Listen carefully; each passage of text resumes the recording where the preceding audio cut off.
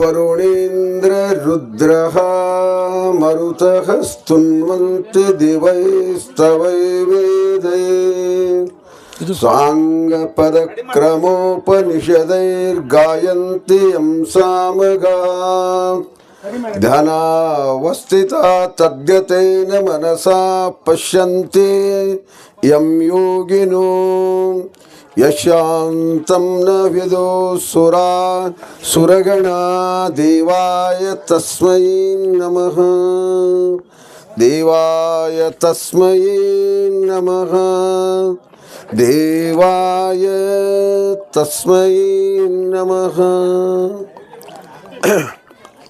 ಪರಮ ಪೂಜ್ಯ ಪ್ರಾತಸ್ಮರಣೀಯ ಸದ್ಗುರು ಪರಮಾತ್ಮನನ್ನು ಹೃತ್ಪದ್ಮದಲ್ಲಿ ಧ್ಯಾನಿಸಿ ಲೋಕ ಕಲ್ಯಾಣ ಹಿತಚಿಂತಕರಾದ ಬಸವಾದಿ ಪ್ರಮಥರನ್ನು ಮೊದಲು ಮಾಡಿಕೊಂಡು ಇಲ್ಲಿಯ ಪರ್ಯಂತರ ಆಗಿ ಹೋದ ಸಮಸ್ತ ಪೂಜ್ಯರ ಪಾದಾರವಿಂದಗಳಲ್ಲಿ ನಮಿಸಿಕೊಂಡು ಈ ಗುರುಪೌರ್ಣಿಮೆ ಒಂದು ಕಾರ್ಯಕ್ರಮಕ್ಕೆ ಕಾರಣೀಭೂತರಾದ ಪರಮ ಪೂಜ್ಯ ವೇದಾಂತ ಸಿದ್ಧಾಂತ ಪಾರಂಗತರು ಅಭಿನವ ಸಿದ್ಧಾರೂಢರು ಪ್ರಕರಣ ಪ್ರವೀಣರು ಆದ ಶಂಭುಲಿಂಗ ಮಹಾಸ್ವಾಮೀಜಿಯವರ ದಿವ್ಯ ಪಾದಾರವಿಂದಗಳಲ್ಲಿ ಹಣೆಮಣಿದು ಇವತ್ತಿನ ಬ್ರಹ್ಮ ವೇದಿಕೆಯ ಮೇಲೆ ಇಲ್ಲಿಯ ಪರ್ಯಂತರ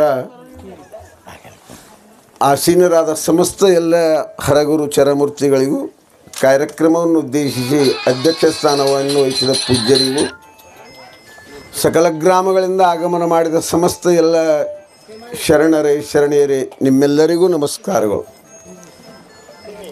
ಆತ್ಮೀಯ ಬಂಧುಗಳೇ, ಹಲೋ. ಗುರುಪೌರ್ಣಿಮೆಯ ನಿಮಿತ್ತವಾಗಿ ಹಮ್ಮಿಕೊಂಡಿರೋ ಕಾರ್ಯಕ್ರಮ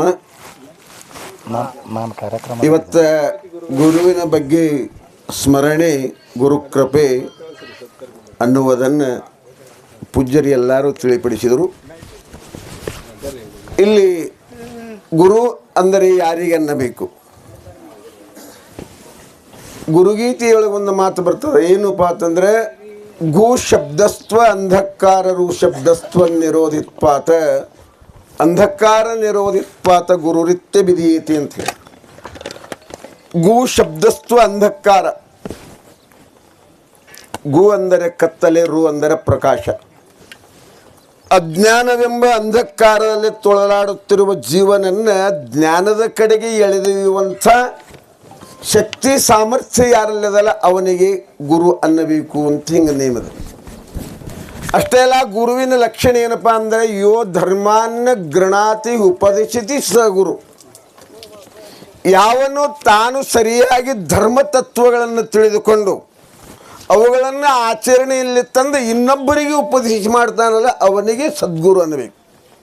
ಇಲ್ಲದಿದ್ದರೆ ತಾನೇ ಮೊದಲ ತಿಳಿದಿರಂಗಿಲ್ಲ, ಮತ್ತು ಇನ್ನೊಬ್ಬರಿಗೆ ಏನು ಉಪದೇಶ ಮಾಡ್ತಾನೋ ಅಂಥವ ಗುರು ಆಗಲಿಕ್ಕೆ ಸಾಧ್ಯ ಇಲ್ಲ. ಅದಕ್ಕೆ ಹೇಳ್ತಾರೆ, ಗುರುರಪ್ಯ ವಲಿಪ್ತಸ್ಯ ಕಾರ್ಯ ಮಜಾನತಃ. ಯಾವ ಗುರು ಸದ್ಗುರುನಾಥದಲ್ಲ, ಯಾರಿಗೆ ಶುದ್ಧ ಜ್ಞಾನ ಅದಲ್ಲ, ಯಾರು ನಿತ್ಯ ಕರ್ಮಾಚರಣೆ ಇಲ್ಲದಲ್ಲ, ಯಾರು ಶ್ರೋತ್ರಿಯನು ಅಥವಾ ಬ್ರಹ್ಮನಿಷ್ಠದಲ್ಲಿ ಶ್ರದ್ಧೆ ಉಳ್ಳವನು ಅವನಿಗೆ ಗುರು ಅನ್ನಬೇಕು ಅಂತ ಹೇಳಿ. ನಿಜಗುಣರು ಜೀವ ಸಂಬೋಧನಾ ಸ್ಥಳದಲ್ಲಿ ಒಂದು ಮಾತು ಹೇಳಿದರು, ನೆನೆಯುವುದು ಅನುದಿನದ ಉದಯ ಕಾಲದ ಎಚ್ಚರಿಕೆಯಳು ವಿನೂತ ಗುರುಮೂರ್ತಿಯನು ಉಮೇಶನಂಗ್ರಿಯನು ನಿನ್ನನು ಬಳಿಕ ಸುವಿಚಾರದಿಂದ ನೇಮಕವಾಗಿ ಹುದು ಮನುಜ ನಿನಗಹುದು ಮುಕ್ತಿ ಎಂದು. ಇಲ್ಲಿ ಗುರು ಮತ್ತು ಪರಮಾತ್ಮ ಇಬ್ಬರದಾರ. ಪರಂತು ಯಾರಿಗೆ ಮೊದಲು ನಮಸ್ಕಾರ ಮಾಡಬೇಕ್ರಿ? ಗುರುವಿ. ಯಾಕೆ ಪರಮಾತ್ಮನ ಇದನ್ನೆಲ್ಲ ರಚನೆ ಮಾಡ್ಯಾನು ಮತ್ತು ಗುರುವಿಗೆ ಯಾಕೆ ಮಾಡಬೇಕು? ನಿಜಗುಣರು ಒಂದು ಮಾತು ಹೇಳ್ಯಾರ, ಎಲ್ಲಿ ದುರಿತ ಕರ್ಮವನ್ನು ಅಲ್ಲದಿರು ಪುಣ್ಯವನ್ನೇ ಮಾಡು ಹರ ನಡಿವಿಡಿ ಅಂದರು. ಅಂದರೆ ಪರಮಾತ್ಮನ ಚರಣ ಕಮಲಗಳನ್ನು ಹಿಡಿ. ಅಲ್ರಿ, ಆ ಪರಮಾತ್ಮ ನಮಗೆ ಹೆಂಗೆ ಗುರುತಾಕನು? ಪರಮಾತ್ಮ ನಿರ್ಗುಣ ನಿರಾಕಾರ ಸ್ವರೂಪನಾದ ಪರಮಾತ್ಮ ಅವು ನಮಗೆ ಹೆಂಗೆ ಗುರುತಾಕನು ಅಂದಾಗ ಶಾಂತರೊಡನಾಡು ಇಟ್ಟ. ಶಾಂತರಂದ್ರೆ ಯಾರು? ಸಜ್ಜನರು, ಸತ್ಪುರುಷರು, ಶರಣರು, ಸಂತರು. ಮತ್ತು ಇಲ್ಲಿ ಪರಮಾತ್ಮನಿಗೆ ನಮಸ್ಕಾರ ಮಾಡುವುದಕ್ಕಿಂತಲೂ ಗುರುವಿಗೆ ಮೊದಲು ನಮಸ್ಕಾರ ಮಾಡು. ಶ್ಯಾಮರಸ ಕವಿಯ ಪ್ರಭುಲಿಂಗ ಲೀಲೆಯಲ್ಲಿ ಒಂದು ಮಾತು ಹೇಳ್ಯಾರ, ಕೈಲಾಸದೊಳಗೆ ಪಾರ್ವತಿ ಪರಮೇಶ್ವರ ಎಲ್ಲರೂ ಕುಂತಾರೆ ಇಬ್ಬರು. ವಾಮ ಭಾಗದಲ್ಲಿ ಏನಪ್ಪ ಅಂದ್ರೆ ಅನೇಕ ನಾರದರು ಋಷಿಮುನಿಗಳು ಎಲ್ಲರೂ ಕುಳಿತು ಪರಮಾತ್ಮನ ಸ್ತುತಿ ಮಾಡ್ತಾರೆ. ಎಲ್ಲರೂ ಸ್ತುತಿ ಮಾಡುವಾಗ ಪರಮಾತ್ಮ ಎದ್ದು ನಿಂತ ಕೈ ಮುಗಿದ. ವಾಮ ಭಾಗದಲ್ಲಿ ಪಾರ್ವತಿ ಕುಂತಿದ್ದಳು. ಅಲ್ಲ, ನನ್ನ ಪರಮಾತ್ಮನಿಗೆ ಜಗತ್ತೆಲ್ಲ ನಮಸ್ಕಾರ ಮಾಡ್ತದೆ, ಮತ್ತು ನಮ್ಮ ಪರಮಾತ್ಮ ಇನ್ನೊಬ್ಬರಿಗೆ ನಮಸ್ಕಾರ ಮಾಡ್ತಾನಂದ್ರೆ ಅವನ ದೇವರು ಯಾರು? ಅದನ್ನು ಆ ಗತಿಯೊಳಗೆ ಪ್ರಭುಲಿಂಗ ಲೀಲೆ ಗತಿಯೊಳಗೆ ಒಂದು ಮಾತು ಹೇಳ್ತಾರೆ. ಏನು? ಹರನು ವಟಮೂಲದಲ್ಲಿ ಕುಳ್ಳಿರೆ ಗಿರಿಜೆ ಕೇಳಿದಳೊಂದು ದಿನತ, ಹರನೇ ನೀನಾರಿಂಗೆ ನಮಿಸುವೆ ಹೇಳು ಎನಗೆಂದು. ಹರಿಯು ಕೇಳ ಬ್ರಹ್ಮ ಮೊದಲಹ ಸುರರು ತಾವು ಅನುದಿನದಿ ತಮ್ಮಯ್ಯ ಚರಣ ಕೆರಗುವರು, ನೀವು ನಮಿಸುವ ದೇವನಾರು ಹೇಳು ಎಮಗೆಂದು ಪಾರ್ವತಿ ಪರಮಾತ್ಮನನ್ನು ಕುರಿತು ಈ ಪ್ರಶ್ನೆ ಮಾಡಿದ್ರು. ಹೇ ಪರಮಾತ್ಮ, ಜಗತ್ತಿನಲ್ಲಿ ಹರಿಹರ ಬ್ರಹ್ಮಾದಿಗಳು ಮೊದಲು ಮಾಡಿಕೊಂಡು ನಿನಗೆ ನಮಸ್ಕಾರ ಮಾಡ್ತಾರೆ, ಮತ್ತು ಅಂಥ ಪರಮಾತ್ಮ ನೀ ಎದ್ದು ಯಾರಿಗೆ ನಮಸ್ಕಾರ ಮಾಡಿದಿ? ಯಾರನ್ನ ಯಾರು ಕೇಳ್ತಾರೆ? ಪಾರ್ವತಿ ಪರಮಾತ್ಮನನ್ನು ಕೇಳ್ತಾರೆ.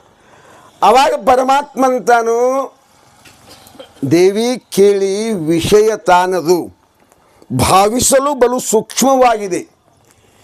ಯಾವ ತಾನೇ ಪರಮ ಭಕ್ತಿಗ ದೇವನಲ್ಲಿಟ್ಟಿಹನು, ತೀವಿ ನಾನದ ಗುರುವಿನೋಳಿಟ್ಟಿಹನು ಗಿರಿಜೆ ಕೇಳೆಂದಾನು. ದೇವಿ, ಇದು ಪ್ರಶ್ನೆ ಏನು ಕೇಳಿದಿಲ್ಲ, ಇದು ಬಹಳಷ್ಟು ಸೂಕ್ಷ್ಮವಾದದ್ದು. ಯಾಕೆ? ಲೋಕ ಕಲ್ಯಾಣಕ್ಕಾಗಿ ನೀ ಈ ಪ್ರಶ್ನೆ ಕೇಳಿದಿ. ದೇವಿ ಕೇಳಿ ವಿಷಯ ಅದು ಏನಪ್ಪ ಅಂದ್ರೆ ಭಾವಿಸಲು ಬಹಳಷ್ಟು ಸೂಕ್ಷ್ಮ. ವಿಚಾರ ಮಾಡಲಿಕ್ಕೆ ಹೋದಾಗ ಇದು ಬಹಳ ಸೂಕ್ಷ್ಮದ. ಯಾಕಂದ್ರೆ ಈ ಜಗತ್ತಿನ ಜನರೆಲ್ಲ ಒಬ್ಬ ಪರಮಾತ್ಮನ ಮೇಲೆ ನಂಬಿಕೆ ಇಟ್ಟು ಎಲ್ಲರೂ ಸ್ಮರಣೆ ಮಾಡ್ತಾರೆ. ಕಾರಣ ಏನು? ಅವರಿಗೆ ಲೌಕಿಕ ಪದಾರ್ಥ ಹೇಳಬೇಕಾಗ್ತಾವೆ. ಧನಧಾನ್ಯ ಸಂಪತ್ತು, ಹೆಂಡರು ಮಕ್ಕಳು, ಹೊಲ ಮನಿ ನೌಕರಿ ಏನೇನೇನು ಇಟ್ಕೊಂಡು ದೇವರಿಗೆ ನಮಸ್ಕಾರ ಮಾಡ್ತಾರೋ.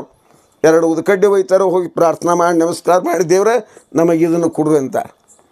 ಅವ್ರು ಎಷ್ಟು ಲೌಕಿಕ ವಿಷಯದ ಮೇಲೆ ಭಕ್ತಿ ಇಟ್ಟು ಅವರು ಮಾಡ್ತಾರ, ಅಷ್ಟೇ ನಾನು ಭಕ್ತಿ ಗುರುವಿನಲ್ಲಿಟ್ಟನೆ ಅಂತ ಹೇಳ್ತಾರೆ. ಯಾರೋ ಪರಮಾತ್ಮ ಹಿಂಗೆ ಪಾರ್ವತಿ ಹೇಳ್ದ, ಯಾವ ತಾನೇ ಪರಮ ಭಕ್ತಿಯ ದೇವನಲ್ಲಿಟ್ಟಿಹನು, ತೀವಿ ನಾನದ ಗುರುವಿನೊಳಿಟ್ಟಿಹೆನು ಗಿರಿಜೆ ಕೇಳೆಂದ. ಅಂದ್ರೇನು? ಪರಮಾತ್ಮನಕ್ಕಿಂತಲೂ ಯಾರು? ಗುರುಶ್ರೇಷ್ಠ. ಅಸ್ಗೆ ಸರ್ವಜ್ಞ ಬಸವಣ್ಣವರೊಂದು ವಚನ ಹೇಳ್ತಾರೆ. ಏನು? ಸಮುದ್ರ ಘನವೆಂಬೆನೆ ಧರೆಯ ಮೇಲೆಡೆಗಿತ್ತು, ಧರೆಯು ಘನವೆಂಬೆನೆ ಆದಿಶೇಷನ ಪಣೆಯಲ್ಲೆಡೆಗಿತ್ತು, ಆದಿಶೇಷನು ಘನವೆಂಬೆನೆ ಪಾರ್ವತಿಯ ಕಿರುಬೆರಳಿಗೆ ಸಾಲದೆ ಹೋಯಿತು, ಪಾರ್ವತಿಯು ಘನವೆಂಬೆನೆ ನಮ್ಮ ಪರಮಾತ್ಮನ ಅರ್ಧಾಂಗಿನಿಯಾದು. ಪರಮಾತ್ಮನು ಘನವೆಂಬೆನೆ ಎಲ್ಲಿ? ಕೂಡಲ ಸಂಗನ ಶರಣರ ಮನದಲ್ಲಿ ಅದಾನ. ಪರಮಾತ್ಮ ಎಲ್ಲದ ಅಂದರೆ ಈಗ ನೀವು ಏನು ನಿಮ್ಮ ಮನಸ್ಸಿನೊಳಗೆ, ಎಲ್ಲರ ಮನಸ್ಸಿನೊಳಗೆ ಪರಮಾತ್ಮ ಅದಾನ. ಅಂದ್ರೇನು?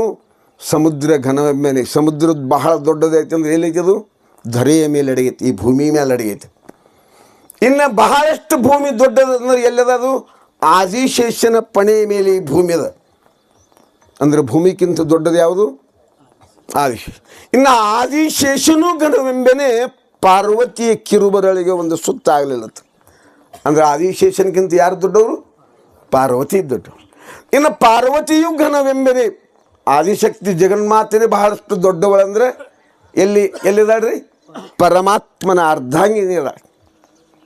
ಅಂಥ ಪರಮಾತ್ಮನ ಜಗತ್ತಿಗೆ ದೊಡ್ಡವನಂದ್ರೆ ಅವನು ಎಲ್ಲಿದಾನು? ಕೂಡಲ ಸಂಗನ ಶರಣರ ಮನದ. ನಿಮ್ಮೆಲ್ಲರ ಮನಸ್ಸಿನ ಕೊಲೆಯಲ್ಲಿ ಅಂದ್ರೆ ಬೇಕಾ ಯಾರು ದೊಡ್ಡವ್ರಿ? ನೀವು ದೊಡ್ಡವ್ರು ಹೋದಲ್ರಿ. ಈ ರೀತಿ ಗುರು ಜಗತ್ತಿನಲ್ಲಿ ಬಹಳಷ್ಟು ಶ್ರೇಷ್ಠದ.